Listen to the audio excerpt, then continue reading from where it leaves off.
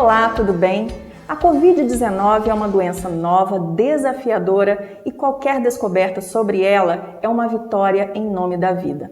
No mundo, muitos pesquisadores trabalham incansavelmente para descobrirem tratamentos eficientes contra a doença e muitas respostas já foram encontradas. Aqui hoje eu converso com a doutora Rebeca Estival, pneumologista e uma das pesquisadoras de um grande estudo que está sendo realizado no Hospital Marcelino Champagnat e também com o Hospital Universitário Cajuru. Doutora Rebeca, muito obrigada pela sua presença aqui no canal Viva Mais. Muito obrigada, eu que agradeço o convite. Então vamos agora contar, para as pessoas como está sendo feita essa pesquisa que começou no início da pandemia, Já temos alguma resposta?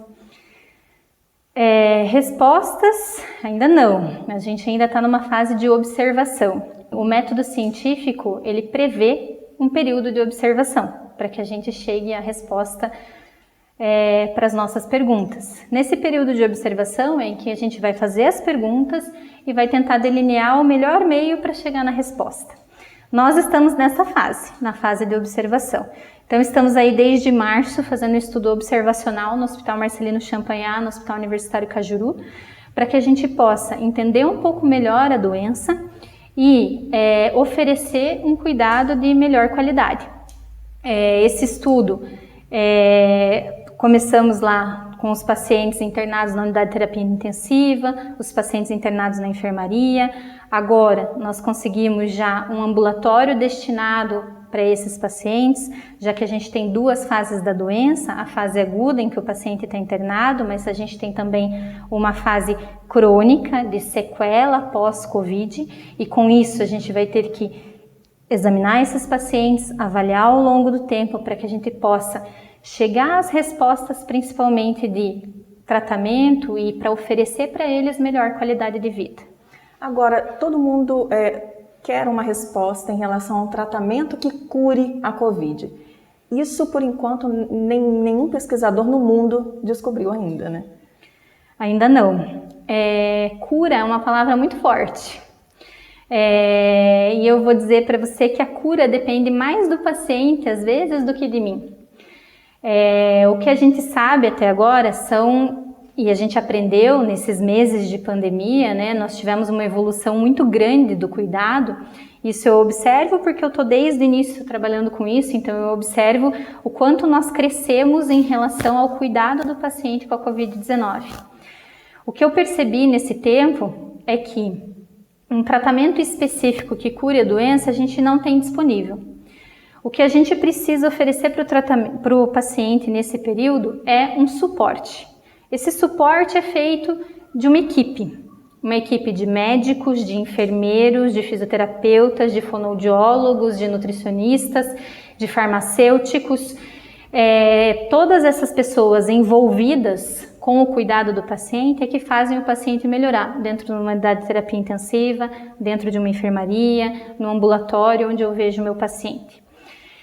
O que a gente sabe até agora é que, por exemplo, pacientes que necessitam de unidade de terapia intensiva, que necessitam de oxigênio, eles têm benefício com o uso de corticoide. Isso já foi demonstrado na literatura e nós médicos já estamos utilizando essa medicação para os pacientes que têm benefício com essa medicação. E outra medicação que nós utilizamos, se for necessário, de acordo com a clínica do paciente, é antibiótico terapia. É fazer um antibiótico considerando que esse paciente pode ter, além da Covid, além da pneumonia, da inflamação do pulmão por um vírus, uma infecção bacteriana secundária. Então, o que a gente tem até o momento é isso. A gente sabe que esse paciente também tem um risco maior de trombose. Então, nós acompanhamos esse paciente durante o internamento, fazendo uma prevenção da trombose com medicação também, a gente chama isso de profilaxia de tromboembolismo para o paciente que está internado, e se for necessário nós averiguarmos que há uma chance muito grande de trombose ou que já há uma trombose instalada ou um êmbolo instalado, nós anticoagulamos o paciente com uma medicação que afina o sangue, que é o anticoagulante. Então o que nós fazemos até agora de medicações prescritas é isso. O mais importante é saber que a Covid-19 faz uma insuficiência respiratória aguda. Esse é o mote da Covid-19, é fazer uma insuficiência respiratória aguda. Ela inflama o pulmão a ponto do paciente evoluir com insuficiência respiratória aguda lá mais ou menos pelo 8º dia de doença e necessitar de oxigênio. Esse é o nosso maior suporte, a oxigenoterapia. Essa oxigenoterapia a gente pode dar de várias maneiras. Não invasivamente, com um catéterzinho nasal que fica aqui no nariz só mandando oxigênio, com uma máscara, por exemplo, que a gente chama de ventilação não invasiva, ou com uma intubação orotraqueal, que é o tubo lá que nós vamos passar e acoplar o paciente na ventilação mecânica. Esse suporte, e um suporte de qualidade, é que faz a diferença para o paciente. Uhum. Agora, tudo isso que você falou, a gente percebe que tem um início da ação da Covid no organismo, né, do paciente, só que a Covid, ela, fora isso, ela não tem um padrão, né? Cada paciente responde de uma maneira diferente, né? E eu acho que isso que é importante orientar a população, até mesmo em casa, antes de tomar qualquer remédio, achando que vai melhorar dos sintomas iniciais. É importante mostrar isso para a população, né? Que não existe um padrão para a Covid agir no organismo da pessoa. A evolução dos pacientes é muito idiosincrática. O que eu quero dizer com isso? É muito característica de cada pessoa. Não tem como eu dizer como o paciente vai evoluir. A gente sabe que uma pequena porcentagem de pacientes é que vai precisar de oxigênio, mais ou menos na segunda fase da doença, que é do 7º ao 14º dia. E essa pequena porcentagem de oxigênio vai entrar dentro do hospital, porque vai precisar desse suporte. E esses pacientes nós vamos avaliar e vamos ver qual vai ser a necessidade de maior intervenção dali para frente. O paciente que tem uma doença leve, que não vai evoluir dessa forma, que é mais ou menos 80% das pessoas que forem pegar o vírus, que entrarem em contato com o vírus, vão evoluir com uma forma leve. Esses pacientes que vão evoluir com uma forma leve, é temerário a gente fazer uma medicação que não tem comprovação na literatura ainda e que não tem ainda nenhuma evidência de cura. Então, o que eu oriento? Que esses pacientes busquem uma avaliação, e a Prefeitura de Curitiba, vocês sabem, a gente tem canais para orientação, inclusive para teleorientação. Busque um profissional que te oriente da melhor forma. Não existe cura ainda para a Covid-19. E isso a gente tem que focar no que importa. O que importa agora nesse momento é a gente oferecer o melhor cuidado para os nossos pacientes que já pegaram, né, que já estão dentro do hospital, que pegaram a Covid-19, ou esses pacientes que estão fora do hospital, mas que estão em teleorientação, que estão sendo acompanhados por uma equipe que a Prefeitura de Curitiba desenvolveu esse acompanhamento também. E proteger a população que ainda não pegou. E proteger essa população por quê? Porque a gente precisa de tempo. E tempo para quê? Para que a gente possa vacinar a população. Aí que está a resposta. A nossa resposta nesse momento, e é a que eu vejo, é vacinação. Uhum. Só que a vacinação demora tempo. A gente tem várias doenças virais que existem que não tem uma vacina ainda.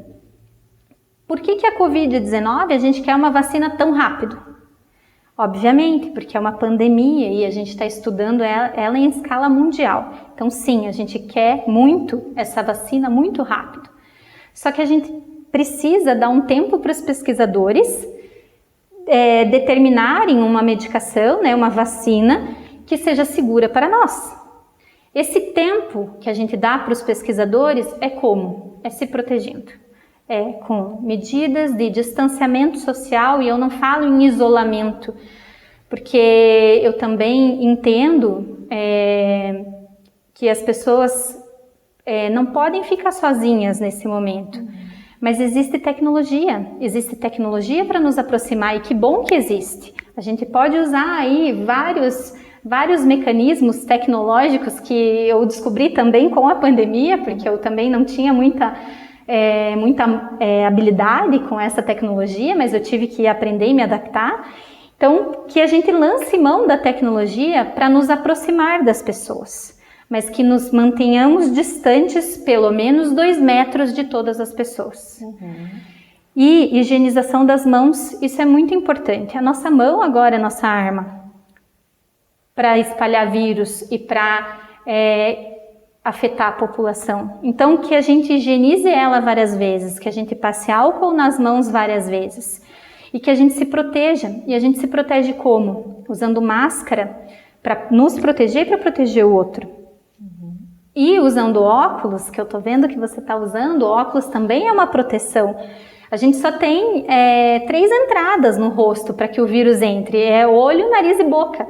Se a gente higienizar nossas mãos antes de colocar a mão no olho, antes de colocar a mão no nariz, antes de colocar a mão na boca, nós estamos nos protegendo.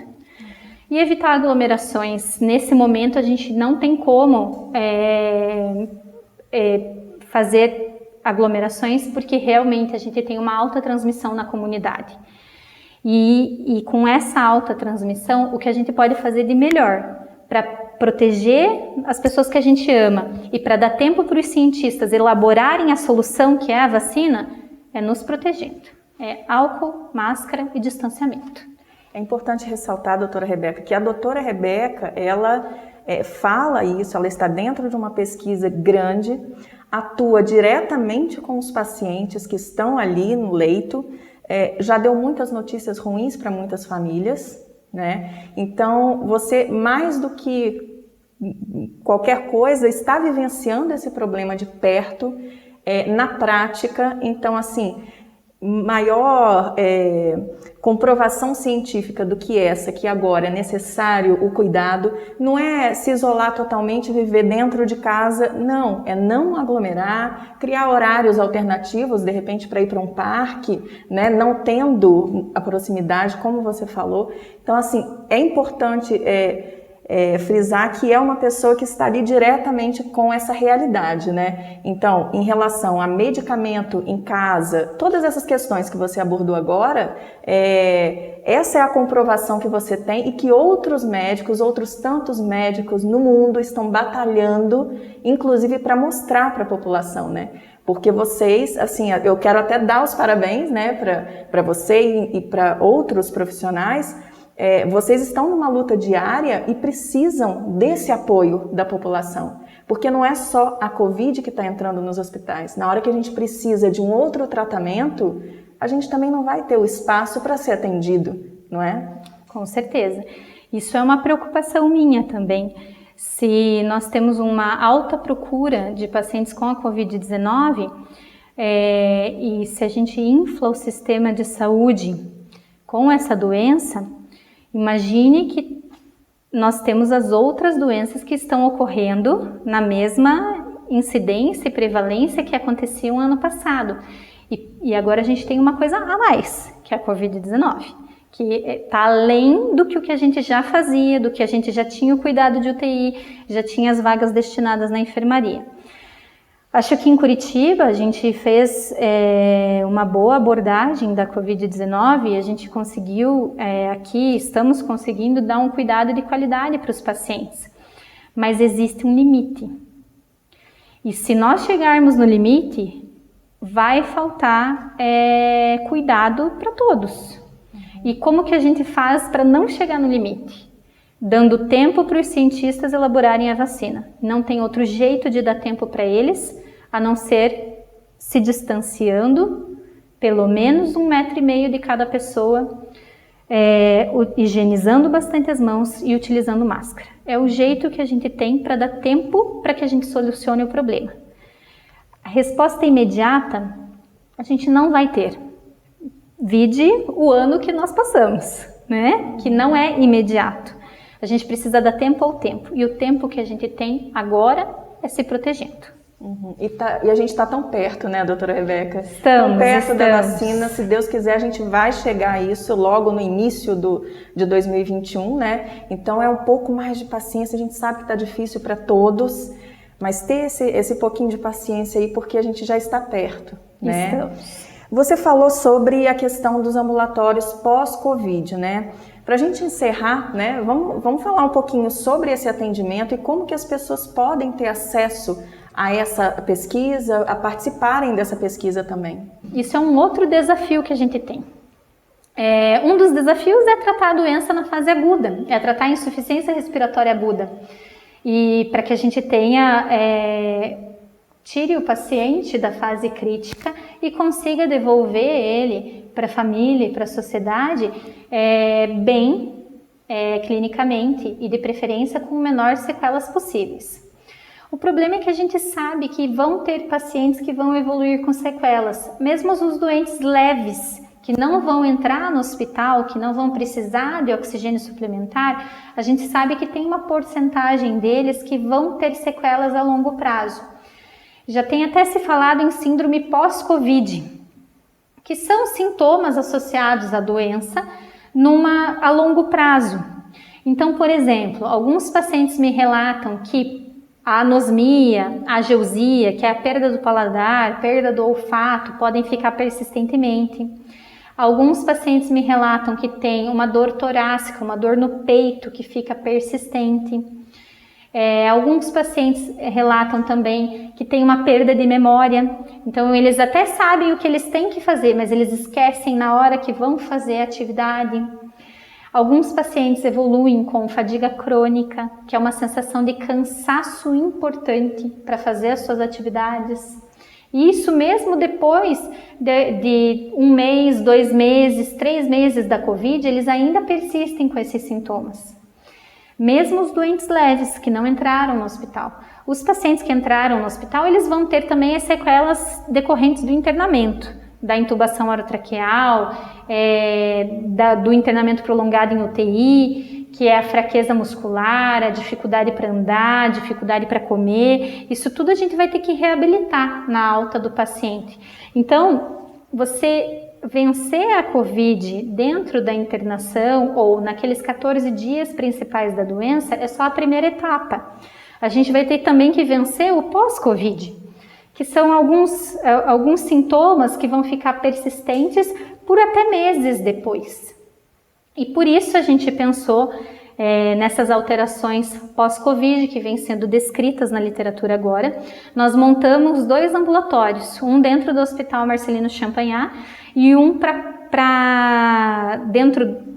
ligado ao Hospital Universitário Cajuru, ligado a PUC, a Pontifícia Universidade Católica do Paraná, que fica nos ambulatórios do Hospital Cajuru, justamente para que a gente possa observar essa população e esses sintomas e oferecer o melhor cuidado.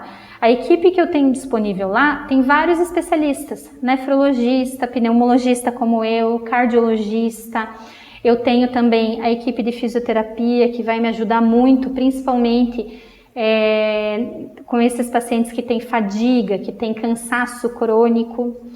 Eu tenho a equipe da psicologia, muitos pacientes têm dificuldade para dormir depois do internamento, ou até mesmo depois que pegou a Covid, mesmo que não tenha internado, eles acabam tendo insônia, acabam tendo sintomas de ansiedade, sintomas de depressão. Então, eu tenho uma equipe preparada para cuidar desses sintomas, tanto dentro do Hospital Universitário Cajuru, quanto dentro do Hospital Marcelino. E o meu objetivo com isso é que a gente ofereça a melhor reabilitação possível para essas pessoas. E veja que eu sempre falo numa equipe, eu não faço isso sozinha.